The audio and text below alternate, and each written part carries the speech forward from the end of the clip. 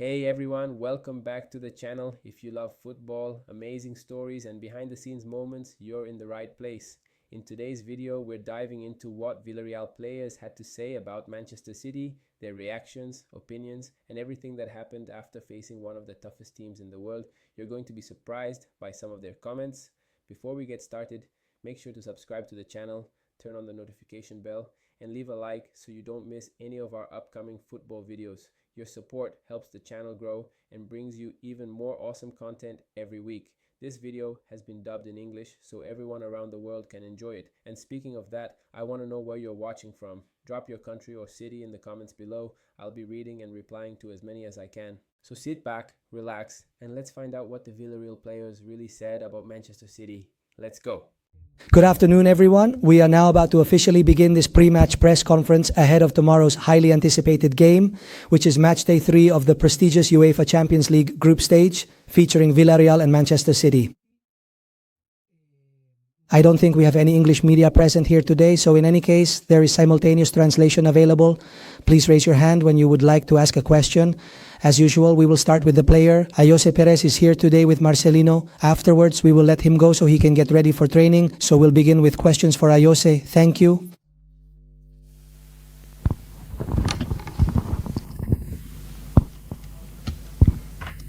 Here, Ayose here, Xavier Ruben from Apun. Well, tomorrow's match is even more difficult because it's a real showdown against a great opponent, a powerhouse. Yes, they're a great opponent. It's certainly a tough match, indeed a very difficult game, but it's one we are truly and genuinely looking forward to. Playing at our home ground should definitely be a significant advantage for us, and we also have the fantastic chance to really hurt a great rival, as you so rightly said, and the wonderful opportunity to pick up crucial points, which would undoubtedly be a very big and important step forward for us.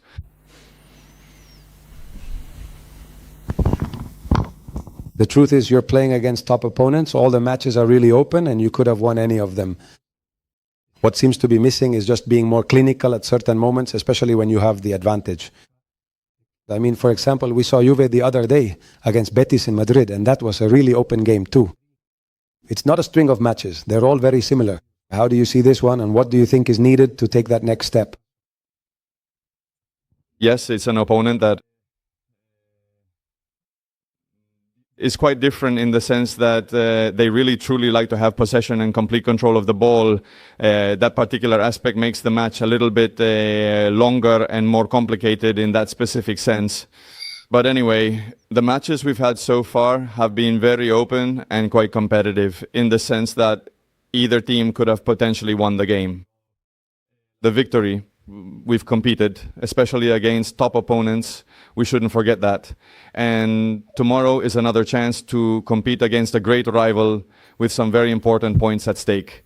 We'll try to give everything we've got, using our strengths to do as much damage as possible and try to take the points at our home stadium.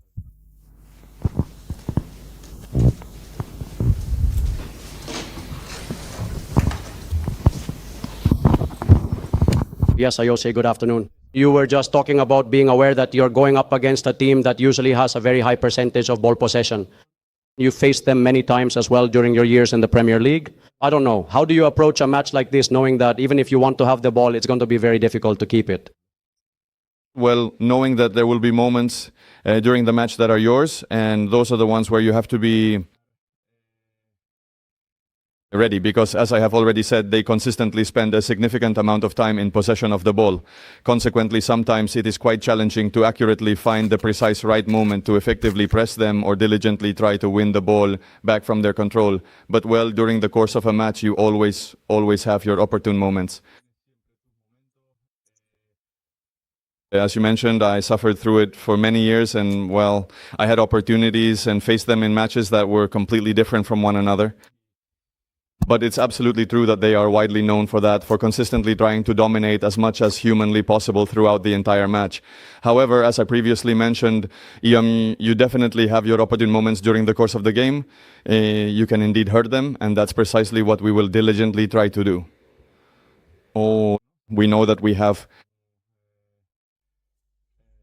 a lot of firepower, and we'll try to do as much damage as possible, and from there we'll play our game.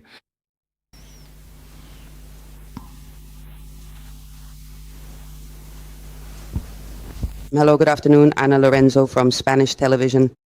Having drawn with Betis in stoppage time, does that give you that anger, that frustration, that spark to go into tomorrow's match with even more motivation? Well, we're preparing for tomorrow's match without thinking too much about what already happened. It's true that we analyze the matches we've played, what can be improved, the mistakes we've unfortunately made in the past, but well, this is a completely different and distinct match. We absolutely cannot dwell on the previous Betis game, even if it might genuinely feel like we regrettably let two crucial points slip away from our grasp. But having European competitions means you barely have any time at all to stop and truly think much about the previous match. Within a mere few hours, you already have another significant match, if not even more important, to diligently prepare for, and that's precisely what it's all truly about. It's not about dwelling too much on what we could have done better, but rather on what we can do better looking ahead to the big and difficult matches coming up. In this case, tomorrow against City, we have to be more focused than ever, paying extra attention to the details that can make the difference. Hello. Good afternoon, Coach. What do you expect from tomorrow? What do you expect from the opponent's stadium? I don't know if it's similar in any way in terms of magnitude to the match against Juve. Are you expecting something similar? Good afternoon. We expect a lot of difficulty, just like against Juve. A few weeks ago we played against the European champion, and today against another one. That's what should fill us with joy. The caliber of the opponents Vilarreal is facing is the result of the excellent work done last season by all the players who have brought us here. And now, well, it's time to enjoy it and suffer through it. We enjoy the competition and we suffer because the opponent is very good, but we are excited, and I think not only that, but one of the most truly important ways to genuinely progress and grow is to have these kinds of significant matches. It's an incredibly valuable learning experience if we truly want to grow, and we certainly do. So we're going to play this match with all our passion and excitement right in front of our loyal fans, and we're absolutely sure that we'll rise to the occasion and achieve a very good result. That's the immense excitement we currently have. And speaking of Creeder, is he making progress? Correct me if I'm wrong, but speaking of Guardiola, I think I've heard you mention before that at the beginning of your coaching career, in terms of tactical work, you actually looked up to the Catalan coach. Or at least I remember that you even attended some of his training sessions. Maybe I'm mistaken, but if not, tell me about your opponent, your counterpart on the opposing bench tomorrow. Well, I think that when it comes to Guardiola, everything has already been said, and yet there will always be more to say.